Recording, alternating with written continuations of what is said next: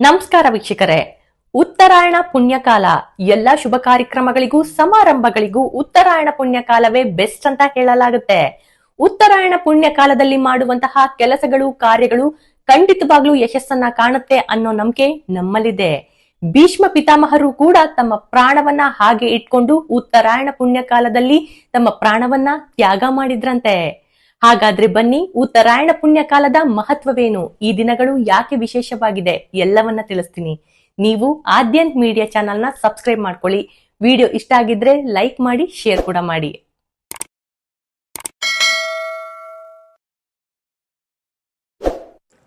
ಪುರಾಣಗಳ ಹಿನ್ನೆಲೆಯಲ್ಲಿ ಉತ್ತರಾಯಣ ಪುಣ್ಯಕಾಲವನ್ನ ಯಾಕೆ ಅತ್ಯಂತ ವಿಶೇಷ ಅಂತ ಪರಿಗಣಿಸ್ತಾರೆ ಗೊತ್ತಾ? ಈ ದಿನಗಳಲ್ಲಿ ಯಾವುದೇ ಕೆಲಸ ಕಾರ್ಯ ಮಾಡಿದ್ರೂ ಕೂಡ ಸಕ್ಸಸ್ ಆಗತ್ತೆ ಅನ್ನೋದಕ್ಕೆ ಇದೇ ಕಾರಣ.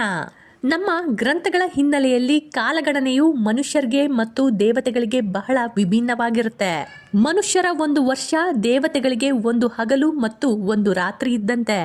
ಇದರಲ್ಲಿ ಉತ್ತರಾಯಣ 6 ತಿಂಗಳು ದೇವತೆಗಳಿಗೆ ಹಗಲು ಮತ್ತು ದಕ್ಷಿಣಾಯಣ 6 ತಿಂಗಳು ರಾತ್ರಿ. ಈ ಸಮಯದಲ್ಲಿ ದೇವಲೋಕದ ಬಾಗಿಲುಗಳು ತೆರೆದಿರುತ್ತೆ ಮತ್ತು ದೈವಿಕ ಶಕ್ತಿಗಳು ಭೂಮಿ ಮೇಲೆ ಹೆಚ್ಚು ಸಕ್ರಿಯವಾಗಿರುತ್ತದೆ ಎಂಬ ನಂಬಿಕೆ ಇದೆ. ದೇವತೆಗಳು ಎಚ್ಚರ ಇರುವಂತಹ ಈ ಕಾಲದಲ್ಲಿ ಮಾಡುವಂತಹ ಧ್ಯಾನ, ಧರ್ಮ, ಪೂಜೆ, ಪುನಸ್ಕಾರಗಳು ಹಾಗೆ ಸಮಾರಂಭಗಳು ನೇರವಾಗಿ ದೇವರನ್ನ ತಲುಪುತ್ತೆ ಎಂದು ಪದ್ಮಪುರಾಣ ಮತ್ತು ವಿಷ್ಣು ಪುರಾಣಗಳಲ್ಲಿ ಹೇಳಲಾಗಿದೆ. ಈ ಸಮಯದಲ್ಲಿ ಮಾಡುವಂತಹ ಪ್ರಾರ್ಥನೆ ಮತ್ತು ಸಂಕಲ್ಪ ಹೆಚ್ಚಿನ ಬಲ ಹೊಂದಿದೆ. ಈ ಕಾಲದಲ್ಲಿ ಪ್ರಕೃತಿಯೇ ನಮಗೆ ಪೂರಕವಾಗಿ ಸ್ಪಂದಿಸುತ್ತೆ. ಅದು ಹೇಗೆ ಅಂತ ಕೇಳ್ತೀರಾ? ಉತ್ತರಾಯಣದಲ್ಲಿ ಸೂರ್ಯ ಭೂಮಿಯ ಉತ್ತರ ಗೋಳಾರ್ಧಕ್ಕೆ ಹತ್ತಿರವಾಗ್ತಾ ಹೋಗ್ತಾನೆ. ಸೂರ್ಯನೇ ನಮ್ಮೆಲ್ಲರ ಶಕ್ತಿಯ ಮೂಲ.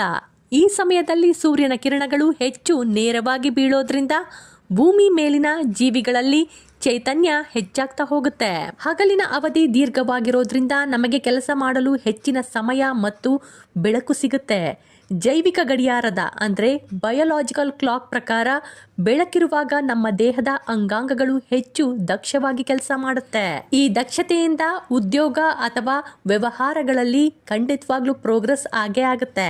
ಬೆಳಕಿನ ಅವಧಿ ಹೆಚ್ಚಾದಂತೆ ನಮಗೆ ಗೊತ್ತಿಲ್ಲದೆ ಮನಸ್ಸಿನ ಮೇಲಿರುವಂತಹ ಆಲಸ್ಯದ ಗುಣ ಕಡಿಮೆಯಾಗಿ ಸಾತ್ವಿಕ ಗುಣ ಹೆಚ್ಚಾಗ್ತಾ ಹೋಗುತ್ತೆ. ಮನಸ್ಸಿಗೆ ನಿರಾಳ ಅನ್ಸಿದ್ರೆ ನಿರ್ಧಾರಗಳು ಕೂಡ ಸರಿಯಾಗಿರ್ತವೆ. ಇದು ಯಶಸ್ಸಿಗೆ ದಾರಿಯಾಗುತ್ತೆ. ಭಾರತೀಯ ಪರಂಪರೆಯಲ್ಲಿ ಉತ್ತರಾಯಣವನ್ನ ಜ್ಞಾನದ ಕಾಲ ಎಂದು ಕರೆಯಲಾಗುತ್ತೆ. ಈ ಅವಧಿಯಲ್ಲಿ ದೇವತೆಗಳ ಅನುಗ್ರಹ ಇರುತ್ತದೆ ಎಂಬ ಬಲವಾದ ನಂಬಿಕೆಯಿಂದ ಮನುಷ್ಯನು ಪೂರ್ಣ ವಿಶ್ವಾಸದಿಂದ ಕೆಲಸ ಆರಂಭಿಸ್ತಾನೆ. ನಾವು ಮಾಡ್ತಿರುವಂತಹ ಕೆಲಸ ಖಂಡಿತವಾಗ್ಲೂ ಯಶಸ್ಸನ್ನು ತಂದು ಕೊಡುತ್ತದೆ ಎಂಬ ಈ ಆತ್ಮವಿಶ್ವಾಸವೇ ಅಂದರೆ ಸೆಲ್ಫ್ ಕಾನ್ಫಿಡೆನ್ಸೇ ಅರ್ಧ ಜಯವನ್ನ ತಂದು ಕೊಟ್ಬಿಡುತ್ತೆ. ನೀವು ಕೂಡ ಗಮನ ಹರಿಸಿರಬಹುದು, ಬಹಳಷ್ಟು ಗೃಹ ಪ್ರವೇಶಗಳು, ಮಕ್ಕಳ ಚೌಲ ಕಾರ್ಯಕ್ರಮ, ಮಕ್ಕಳ ಉಪನಯನ, ಹೀಗೆ ಬಹಳಷ್ಟು ಸಮಾರಂಭಗಳು ಈ ಉತ್ತರಾಯಣ ಪುಣ್ಯಕಾಲದಲ್ಲಿ ನಡೆಯುತ್ತೆ.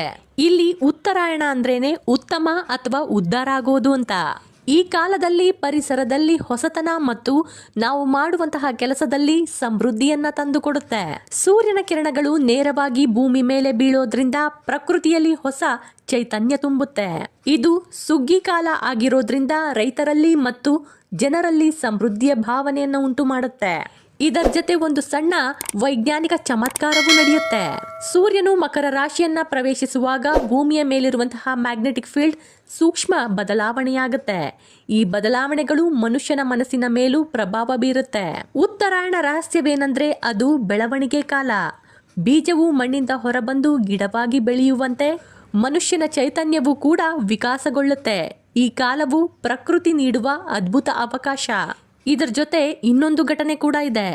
ಭಗವದ್ಗೀತೆ ಪ್ರಕಾರ ಉತ್ತರಾಯಣ ಅವಧಿಯಲ್ಲಿ ಪ್ರಾಣ ಬಿಟ್ಟೋರು ನೇರವಾಗಿ ಮೋಕ್ಷವನ್ನ ಪಡಿತಾರೆ ಎಂಬುದು ನಂಬಿಕೆ. ಇದಕ್ಕೆ ಬೆಸ್ಟ್ ಎಕ್ಸಾಂಪಲ್ ಅಂದ್ರೆ ಭೀಷ್ಮ ಪಿತಾಮಹರು.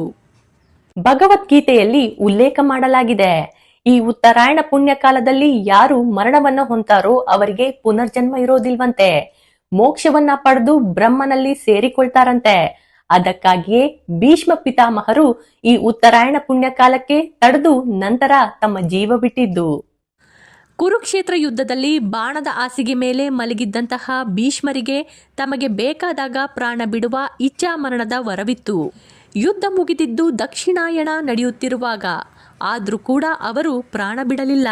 ಬದಲಿಗೆ ಸೂರ್ಯನು ಮಕರ ರಾಶಿಗೆ ಪ್ರವೇಶಿಸಿ ಉತ್ತರಾಯಣ ಪುಣ್ಯಕಾಲ ಆರಂಭವಾಗುವವರೆಗೂ 58 ದಿನಗಳ ಕಾಲ ಕಠಿಣ ನೋವನ್ನ ಸಹಿಸಿಕೊಂಡು ಕಾದಿದ್ದರು. ಯಾಕಂದ್ರೆ ಉತ್ತರಾಯಣದಲ್ಲಿ ಪ್ರಾಣ ಬಿಟ್ರೆ ಪುನರ್ಜನ್ಮವಿಲ್ಲದೆ ಮೋಕ್ಷ ಸಿಗುತ್ತದೆ ಎಂಬುದು ಇದರ ಹಿಂದಿನ ರಹಸ್ಯವಾಗಿತ್ತು. ಇದರ ಪ್ರಕಾರ ಪುರಾಣಗಳಿಂದಲೂ ಇಲ್ಲಿವರೆಗೂ ಯಾರಿಗೂ ಕೂಡ ಪುನರ್ಜನ್ಮ ಅನ್ನೋದೇ ಬೇಡ ಅನ್ನೋದು ಮತ್ತೆ ಸಾಬೀತಾಯಿತು.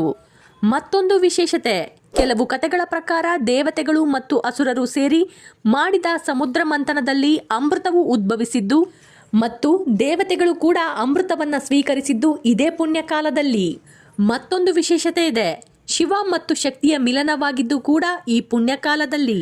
ದಕ್ಷಿಣಾಯಣದಲ್ಲಿ ತಪಸ್ಸಿಗೆ ಕುಳಿತಿದ್ದಂತಹ ಶಿವನು ಉತ್ತರಾಯಣದ ಆರಂಭದಲ್ಲಿ ತನ್ನ ಕಣ್ಣುಗಳನ್ನು ತೆರೆದು ಜಗತ್ತನ್ನ ಅನುಗ್ರಹಿಸಿದನು ಎಂಬ ನಂಬಿಕೆ ಇದೆ. ಈ ಸಮಯದಲ್ಲಿ ಸೂರ್ಯ ಧನುರಾಶಿಯಿಂದ ಮಕರ ರಾಶಿಗೆ ಪ್ರವೇಶಿಸುವುದು ಮಕರ ಸಂಕ್ರಮಣವೆಂದು ಕರೆಯಲಾಗುತ್ತೆ. ಇದು ಕತ್ತಲೆಯಿಂದ ಬೆಳಕಿನೆಡೆಗೆ ಪಯಣವಾಗುತ್ತೆ. ಸೂರ್ಯನು ಮಕರ ರಾಶಿಯನ್ನ ಪ್ರವೇಶ ಮಾಡಿದಾಗ ಶನಿ ಮತ್ತು ಸೂರ್ಯನ ಶಕ್ತಿಗಳು ಒಂದಾಗುತ್ತೆ. ಗುರು ಶಿಷ್ಯ ಅಥವಾ ತಂದೆ ಮಗನ ಸಂಬಂಧದಂತೆ ಶಿಸ್ತು ಮತ್ತು ಶಕ್ತಿ ಒಂದಾಗುತ್ತೆ. ಇದು ಶಿಸ್ತುಬದ್ಧ ಕೆಲಸಕ್ಕೆ ಮತ್ತು ಕಠಿಣ ಪರಿಶ್ರಮಕ್ಕೆ ತಕ್ಕ ಪ್ರತಿಫಲ ನೀಡುವ ಸಮಯವೆಂದು ಹೇಳಲಾಗುತ್ತೆ. ಯೋಗಶಾಸ್ತ್ರದ ಪ್ರಕಾರ ಭೂಮಿ ಉತ್ತರ ಗೋಳಾರ್ಧದ ಸೂರ್ಯನ ಪಥ ಬದಲಾಯಿಸಿದಾಗ ಭೂಮಿಯ ಮೇಲಿರುವ ಜೀವಿಗಳ ಶಕ್ತಿ ಸ್ವಾಭಾವಿಕವಾಗಿ ಮೇಲ್ಮುಖ ಚಲಿಸಲು ಪ್ರಾರಂಭವಾಗುತ್ತೆ. ದಕ್ಷಿಣಾಯಣದಲ್ಲಿ ಶಕ್ತಿಯು ಕೆಳಗಿನ ಚಕ್ರಗಳಲ್ಲಿ ಅಂದ್ರೆ ಮೂಲಾಧಾರ ಚಕ್ರದಲ್ಲಿ ಕೇಂದ್ರೀಕೃತವಾದರೆ, ಉತ್ತರಾಯಣದಲ್ಲಿ ಅದು ಮೇಲಿನ ಚಕ್ರಗಳತ್ತ ಅಂದ್ರೆ ಅಜ್ಞಾ ಚಕ್ರದತ್ರ ಹರಿವು ಹೆಚ್ಚಾಗುತ್ತೆ. ಆದ್ದರಿಂದಲೇ ಈ ಕಾಲದಲ್ಲಿ ಮಾಡುವಂತಹ ಧ್ಯಾನ ಮತ್ತು ಸಾಧನೆ ಹೆಚ್ಚು ಫಲವನ್ನ ಕೊಡುತ್ತೆ. ಉತ್ತರಾಯಣ ಆರಂಭವಾದ ನಂತರ ಹಗಲು ದೀರ್ಘವಾಗ್ತಾ ಹೋಗುತ್ತೆ ಮತ್ತು ರಾತ್ರಿ ಕಡಿಮೆ ಆಗ್ತಾ ಹೋಗುತ್ತೆ. ಆರೋಗ್ಯದ ದೃಷ್ಟಿಯಿಂದಲೂ ಕೂಡ ಉತ್ತರಾಯಣ ಪುಣ್ಯಕಾಲವೇ ಬೆಸ್ಟ್ ಆಗಿದೆ. ಉತ್ತರಾಯಣ ಪುಣ್ಯಕಾಲದಲ್ಲಿ ಬಿಸಿಲು ಹೆಚ್ಚಾದಂತೆ ನಮಗೆ ವಿಟಮಿನ್ ಡಿ ನಮಗೆ ಚೆನ್ನಾಗಿ ಸಿಗುತ್ತೆ. ರೋಗ ನಿರೋಧಕ ಶಕ್ತಿ ಇಂಪ್ರೂವ್ ಆಗ್ತಾ ಹೋಗುತ್ತೆ. ನೀವು ಕೂಡ ಅಬ್ಸರ್ವ್ ಮಾಡಿ ನೋಡಿರಬಹುದು, ಬಿಸಿಲು ಚೆನ್ನಾಗಿದ್ರೆ ನಾವು ಆರೋಗ್ಯ ಕೆಡಿಸ್ಕೊಳ್ಳೋದು ಕೂಡ ಕಮ್ಮಿ ಆಗ್ತಾ ಹೋಗುತ್ತೆ. ಅದೇ ಸೂರ್ಯನ ಕೈಯಲ್ಲಿರುವಂತಹ ಶಕ್ತಿಯ ರಹಸ್ಯ. ಉತ್ತರಾಯಣ ಆರಂಭವನ್ನ ಸುಗ್ಗಿ ಕಾಲ ಅಂತ ಕರೀತಾರೆ. ಈ ಸಮಯದಲ್ಲಿ ತಿನ್ನುವ ಎಳ್ಳು, ಬೆಲ್ಲ, ಹೊಸ ಅಕ್ಕಿ ಮತ್ತು ಅವರೆಕಾಳಂತಹ ಆಹಾರಗಳು ದೇಹಕ್ಕೆ ಹೆಚ್ಚು ಶಕ್ತಿಯನ್ನ ನೀಡುತ್ತೆ. ಶಾರೀರಿಕವಾಗಿ ಆರೋಗ್ಯವಾಗಿದ್ದಾಗ ಕೆಲಸಗಳು ತುಂಬಾ ಚೆನ್ನಾಗಿ ನಡೆಯುತ್ತೆ. ಇದು ಸಹಜವಾಗಿ ಯಶಸ್ಸಿಗೆ ಕಾರಣವಾಗುತ್ತೆ. ಹಾಗಾದ್ರೆ ಈ ದಕ್ಷಿಣಾಯಣ ಪುಣ್ಯಕಾಲ ಕೆಟ್ಟ ದಿನಗಳ? ಖಂಡಿತವಾಗ್ಲೂ ಅಲ್ಲ, ಇದು ಕೂಡ ಒಳ್ಳೆ ದಿನಗಳೇ. ಉತ್ತರಾಯಣ ಪುಣ್ಯಕಾಲ ಅಂತರಂಗ ಶುದ್ಧಿಗಾಗಿ, ದಕ್ಷಿಣಾಯಣ ಪುಣ್ಯಕಾಲ ಇದು ನಮ್ಮ ಪಿತೃಗಳ ಆಶೀರ್ವಾದ ಪಡೆಯೋಕೆ ಬಹಳ ಮಂಗಳಕರ ದಿನಗಳು. ಈ ಎರಡು ಕಾಲಗಳು ಕೂಡ ಒಂದೇ ನಾಣ್ಯದ ಎರಡು ಮುಖಗಳು. ನನ್ನ ವಿಡಿಯೋ ನಿಮ್ಗೆ ಇಷ್ಟ ಆಗಿತ್ತು ಅಂದ್ರೆ ಲೈಕ್ ಮಾಡಿ, ಶೇರ್ ಮಾಡಿ, ಹಾಗೆ ವಿಡಿಯೋದನ್ನ ಪೂರ್ತಿಯಾಗಿ ನೋಡಿ ನನಗೆ ಸಪೋರ್ಟ್ ಕೂಡ ಮಾಡಿ. ಧನ್ಯವಾದಗಳು.